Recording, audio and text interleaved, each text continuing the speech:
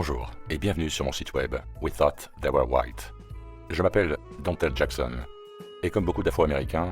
j'ai été élevé dans une culture profondément imprégnée de propagande visant à faire porter le blâme de tous les maux de la race noire sur l'homme blanc.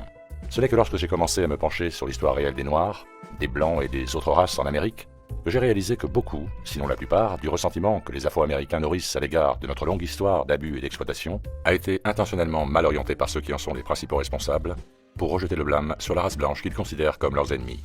La réalité est que la race blanche a peu à voir avec la traite des esclaves qui a éloigné nos ancêtres de l'Afrique et les a vendus comme esclaves dans le Nouveau Monde. Ce crime a été commis non pas par des Européens blancs, mais par des Juifs qui se livraient au commerce transatlantique entre l'Ancien Monde et les Amériques, où ils espéraient établir une nouvelle Jérusalem, à partir de laquelle diriger le monde en exploitant toutes les races qui n'étaient pas des membres de leur tribu de peuple élu. Dans leurs efforts pour atteindre ce but, la race blanche a été trompée et manipulée comme des pions, sans méfiance presque autant que la race noire. Les Noirs ont été délibérément trompés par le peuple juif qui, au cours des siècles précédents, a bâti sa fortune dans le commerce transatlantique des esclaves, et qui continue à nous manipuler et nous exploiter encore aujourd'hui.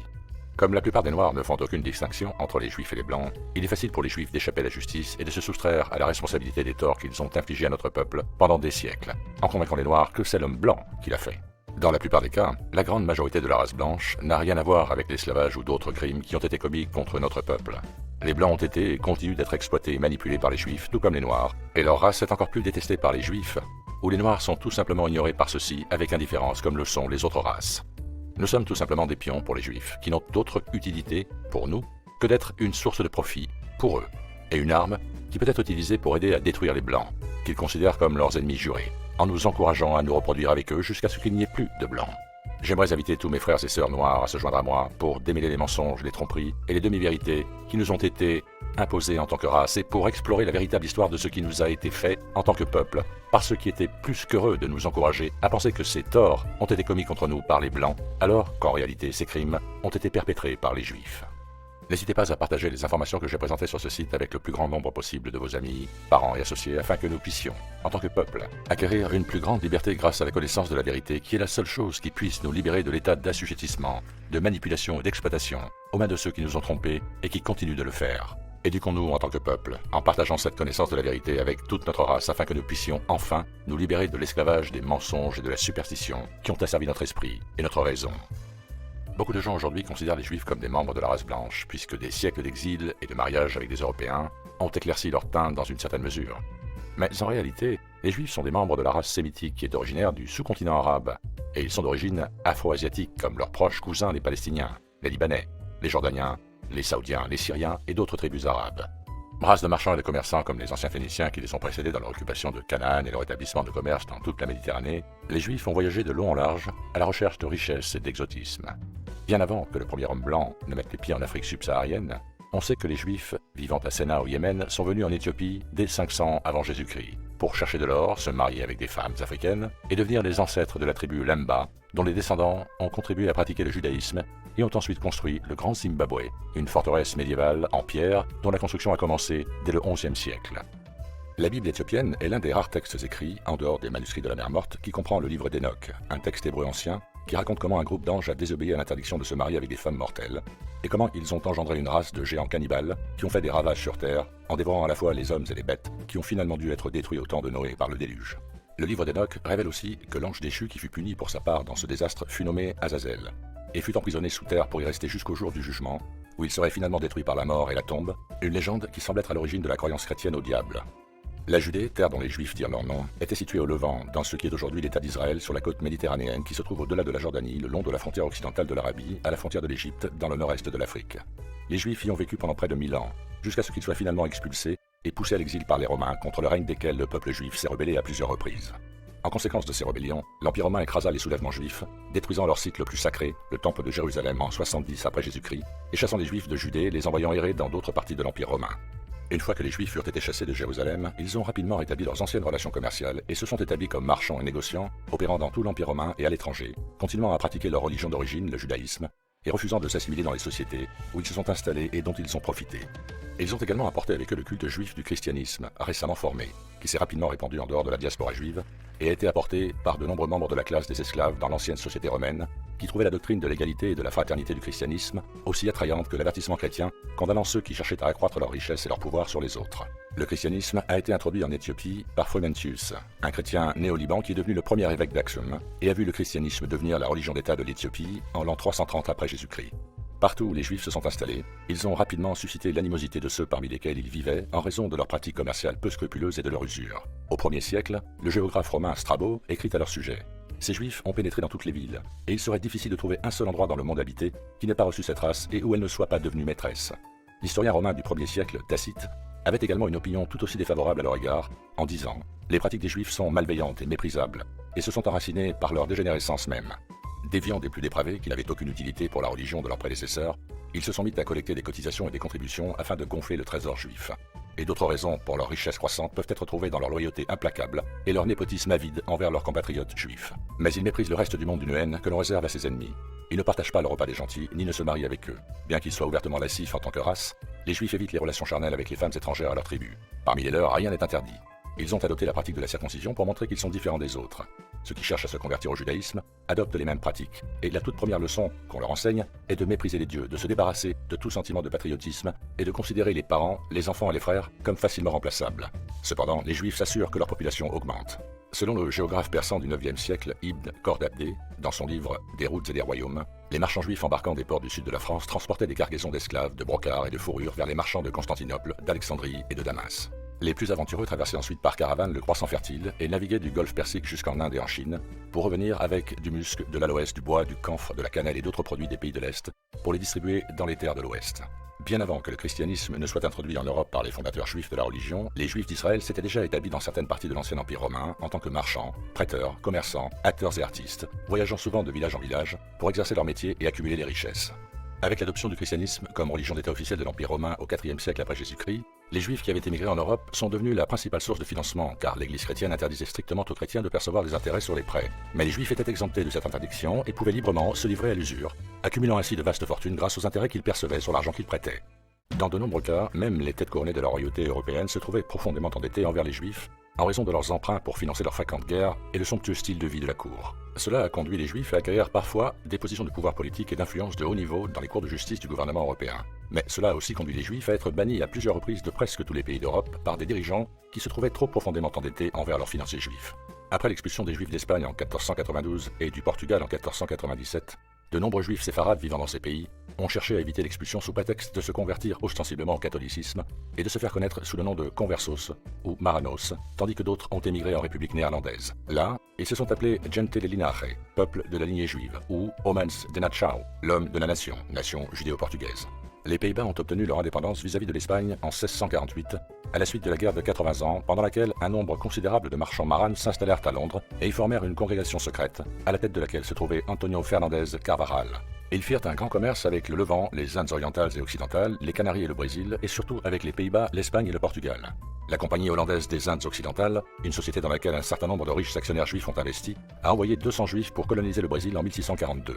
Au milieu des années 1640, environ 1500 habitants juifs résidaient dans les régions du nord-est du Brésil, contrôlées par les Hollandais, où ils ont établi 2 congrégations et envoyé le premier rabbin des Amériques. Vers la fin du Moyen-Âge, les Juifs d'Europe avaient mis en place des guildes commerciales qui fonctionnaient comme des cartels pour contrôler et réglementer la pratique des différents métiers dans une ville donnée. Ces guildes étaient semblables à des syndicats, en ce sens qu'elles existaient pour diriger les affaires vers ceux qui en faisaient partie, tout en dirigeant les affaires loin de ceux qui n'en étaient pas membres. Cela permettait aux Juifs de s'organiser et de travailler ensemble pour saper leur concurrence, les propriétaires non-juifs d'entreprises. Lorsqu'ils s'installaient dans une nouvelle ville, les Juifs cherchaient la guilde qui représentait leur profession particulière, qu'il s'agisse de l'orfèvrerie, du vin et des spiritueux, de l'industrie du vêtement, de la papeterie et de l'imprimerie, ou de tout autre métier dans lequel ils gagnaient leur vie. Et les autres Juifs de la guilde décidaient s'ils les autorisaient ou non à y adhérer. S'ils déterminaient que la personne cherchant à rejoindre la guilde était un Juif, alors ils étaient accueillis comme membres par leurs compatriotes juifs. S'il s'agissait de gentils, ils étaient généralement blackboulés et tenus à l'écart de la guilde, sauf si les Juifs avaient une raison de vouloir qu'ils rejoignent celle-ci, c'est-à-dire s'ils avaient des relations qui pourraient leur être utiles. Au début des années 1600, il y eut plusieurs tentatives pour établir une colonie britannique permanente en Amérique du Nord dans le but d'obtenir des richesses matérielles du Nouveau Monde. La première de ces tentatives, la colonie de Roanoke, affrétée par Sir Walter Raleigh en 1584 dans ce qui est maintenant la Caroline du Nord, a échoué, tout comme la colonie de Popham qui a été établie en Nouvelle-Angleterre, dans ce qui est maintenant le Maine, en 1607 par la compagnie de Plymouth, tandis que la colonie de Jamestown, également établie en 1607 par la Compagnie de Londres en Virginie, a survécu. En raison de l'échec de la colonie de Popham en Nouvelle-Angleterre qui avait été abandonnée en 1608, la valeur des actions de la Compagnie de Plymouth détenue par ses actionnaires avait chuté. Cette situation n'est pas passée inaperçue par un certain groupe d'opportunistes financiers qui se sont appelés la Compagnie des Aventuriers Marchands, qui à cette époque était devenue fortement infiltrée par des spéculateurs juifs exploitant un cartel commercial qui couvrait une grande partie de l'Europe et s'étendait outre-mer. C'est à la Compagnie des Aventuriers Marchands que le groupe de dissidents religieux connu sous le nom de Pèlerins est allé chercher un soutien financier, s'engageant auprès d'eux en tant que travailleurs coloniaux en échange de la couverture par les aventuriers marchands du coût de leur passage affrété vers le Nouveau Monde. Nouveau Monde où les pèlerins espéraient s'installer sur une parcelle de terre pour laquelle ils avaient obtenu une charte en Virginie de la Compagnie de Londres. Ayant à sa disposition un groupe de travailleurs sérieux et volontaires qui s'étaient engagés comme colons, la Compagnie des Aventuriers Marchands vit l'occasion d'acheter à prix d'aubaine des actions de la Compagnie de Plymouth de la Nouvelle-Angleterre qui avait échoué et de développer ensuite une colonie en Nouvelle-Angleterre en utilisant les pèlerins comme travailleurs de cette colonie, ce qui signifiait que les pèlerins finirent par être installés, non pas à leur destination prévue sur les rives chaudes et fertiles de la Virginie, mais à des centaines de miles au nord, sur les rives froides et pierreuses du Massachusetts. La Nouvelle-Angleterre fut donc établie grâce à la connivence et à la tromperie sans scrupules de spéculateurs financiers juifs impitoyables et manipulateurs. En 1621, un juif du nom d'Elias Legarde arriva à Jamestown, en Virginie, à bord du navire Abigail, ayant été amené de France par Anthony Bonal pour aider à développer l'industrie vinicole, commencée par certains des premiers colons de Virginie. En 1649, un juif séfarade nommé Solomon Franco arriva au Massachusetts en provenance des Pays-Bas, comme agent d'Emmanuel Perada, un commerçant juif basé en Hollande. Franco avait été envoyé à Boston pour livrer des fournitures commandées par Edward Gibbons, un général de division de la milice du Massachusetts. Lorsque Franco a tenté de percevoir le paiement de Gibbons pour la livraison des marchandises commandées, Gibbons a refusé en disant qu'il avait déjà payé l'employeur de Franco, Emmanuel Perada, à la fois pour la marchandise et pour le coût de l'expédition. Le 6 mai 1649, la Cour générale du Massachusetts a décidé que Franco devait être expulsé de la colonie, lui accordant 6 shillings par semaine, provenant du trésor, pendant 10 semaines pour sa substance, jusqu'à ce qu'il puisse obtenir son passage en Hollande. En dehors de leur participation à la Compagnie des Aventuriers Marchands, les Juifs possédaient des actions de contrôle dans la Compagnie hollandaise des Indes occidentales, qui envoya, comme je l'ai dit, 200 Juifs pour coloniser le Brésil en 1642. En 1646, environ 1500 habitants juifs résidaient dans les régions du nord-est du Brésil contrôlées par les Hollandais, où ils établirent 2 congrégations et employèrent le premier rabbin des Amériques. Parmi les membres de l'organe directeur de la Compagnie hollandaise des Indes occidentales se trouve un certain nombre de riches marchands juifs séfarades, qui sont devenus actionnaires de l'entreprise ayant contribué au capital initial de la compagnie à hauteur de plus de 36 000 florins. En 1658, ces derniers étaient inclus. Abraham Isaac Pereira, Andrés Christopher Núñez, Abraham Isaac Bueno, Bento Osorio, Joseph da Costa, Luis Rodriguez de Souza et Ferdinando Diaz de Brito. En avril 1658, ils furent rejoints par leurs compatriotes juifs, Francisco Vaz de Castro, Francisco Lopo Enríquez, Valls Alvarez Noguera, Josefo de los Bios, Ruiz Gómez Frontera, Amons Camisvas, Dionis Genis, Diego Vaz de Souza. Les noms précédents sont indiqués comme juifs par un style d'écriture différent de celui des autres noms des listes. La liste de 1656 ayant le mot Juden ou Yud en face des noms de Pereira, Núñez, Bueno et Osorio, et une liste ultérieure en 1671 mentionnant certains des autres noms comme étant ceux de juifs. Pour mars 1671, les noms suivants apparaissent sous la rubrique Hebron ou Hebrews: Abraham Isaac Pereira, Simon Luis Rodriguez de Souza, Aaron Chamisvas, Jacob de Pinto, Jerónimo Núñez da Costa, Giacomo Fernando Osorio et Abraham Cohen. Lorsque leur colonie de Recife au Brésil est tombée aux mains des Portugais, les Juifs ont fui l'Inquisition portugaise au Brésil et se sont dirigés vers la colonie de la Compagnie hollandaise des Indes occidentales à New Amsterdam, dans ce qui est maintenant New York, en 1655. Le gouverneur hollandais de la Nouvelle-Amsterdam écrit au conseil d'administration pour demander la permission d'expulser les Juifs de la colonie de la Nouvelle-Amsterdam à cause de leur pratique commerciale sans scrupules qui nuisait aux entreprises appartenant aux gentils dans la colonie, et les directeurs de la Dutch West India Company ont dit à Stuyvesant qu'ils ne pouvaient rien faire, que les Juifs devaient être autorisés à rester là parce que la Dutch West India Company était contrôlée par des actionnaires justement juifs. Ayant été empêchés par des ordonnances du gouverneur Stuyvesant de s'engager dans l'économie domestique, les Juifs découvrirent rapidement que le territoire habité par les Indiens serait un champ fertile. Aucune loi n'empêchait les Juifs de faire du commerce avec les Indiens. En 1656, un Juif séfarade nommé Jacob Lombroso arriva au Maryland et s'établit comme propriétaire de plantations, marchand, commerçant et médecin, surtout avec les Indiens. En 1661, Asser Levy, un Juif hollandais arrivé à la Nouvelle-Amsterdam en 1654, établit un poste de traite à Albany, New York, où il fit du commerce avec les Indiens et d'autres colons. Dans les années 1650, Menasseh Ben Israël, rabbin et chef de la communauté juive résidente aux Pays-Bas, a proposé à Oliver Cromwell qu'en échange de la couverture des dettes de Cromwell contractées pendant la guerre civile anglaise, les Juifs soient réadmis en Angleterre. Celui-ci accepta, et bien qu'il ne puisse pas obliger un conseil convoqué à cette fin en décembre 1655 à consentir formellement à la réadmission, il fit clairement savoir que l'interdiction des Juifs ne serait plus appliquée. Dans les années 1655-1656, la controverse sur la réadmission des Juifs fut menée dans le cadre d'une guerre de pamphlets. La question divisait les radicaux religieux et les éléments plus conservateurs de la société. Le puritain William Prine était farouchement opposé à l'autorisation du retour des Juifs, tandis que la Quaker Margaret Fairle n'était pas moins passionnément en faveur de leur réadmission. En 1657, l'édit d'expulsion fut abrogé et les Juifs furent réadmis en Angleterre. En 1690, environ 400 Juifs s'y étaient installés. Dès 1658, certains des Juifs qui étaient partis en Angleterre commencèrent à émigrer vers les colonies nord-américaines, s'installant à Newport, Rhode Island, Boston, New York et Philadelphie, ainsi qu'à Richmond, Virginie et Charleston, Caroline du Sud. En 1658, 15 familles juives arrivèrent à Rhode Island en provenance de Hollande, apportant avec elles les 3 premiers degrés de franc-maçonnerie. Une congrégation fut organisée à Newport la même année sous le nom de Jeshuat Israël. En 1684, l'Assemblée générale de Rhode Island, en réponse à une pétition des Juifs, affirma le droit de ces derniers à s'installer dans la colonie, déclarant qu'ils pouvaient s'attendre à une aussi bonne protection ici que devrait avoir tout étranger n'appartenant pas à notre nation et résidant parmi nous dans la colonie de Sa Majesté, en obéissant aux lois de Sa Majesté. La franc-maçonnerie, une sorte de société secrète fondée sur les principes ésotériques du judaïsme kabbalistique, a évolué à partir du système de guildes commerciales qui existait en Europe depuis des siècles. Alors qu'il existait de véritables guildes pour les vrais tailleurs de pierre et les vrais maçons, la franc-maçonnerie n'avait pas grand-chose à voir avec le véritable travail de taille de pierre ou de maçonnerie. Au lieu de cela, les Juifs qui ont organisé la fraternité connue sous le nom de franc-maçonnerie ont adopté le symbolisme des maçons en pierre comme une subtile allusion à leur véritable objectif, la reconstruction du temple de Jérusalem, en d'autres termes, le sionisme. Les Juifs qui ont organisé l'ordre maçonnique étaient des adeptes de la doctrine ésotérique connue sous le nom de Tikkun Olam, reconstruire le monde, qui cherchait à prendre le contrôle de la société et à reprendre Israël, où ils espéraient éventuellement reconstruire leur temple comme le roi Salomon l'avait construit à l'origine, et diriger le monde comme le peuple élu de Dieu, une aristocratie de Juifs qui régnait sur des serfs paysans gentils. Afin de faire avancer leur programme, les Juifs initieraient certains gentils riches, puissants et influents qu'ils considéraient comme utiles pour eux, les faisant entrer dans le bercail et les endoctrinant avec leur idéologie mondialiste du nouvel ordre mondial, dont la grande œuvre est le mandat juif du Tikkun Olam, reconstruire le monde selon le propre dessein des Juifs. C'est ce pourquoi George Washington et beaucoup d'autres pères fondateurs des États-Unis ont été initiés et endoctrinés, ainsi que beaucoup d'autres présidents américains depuis lors.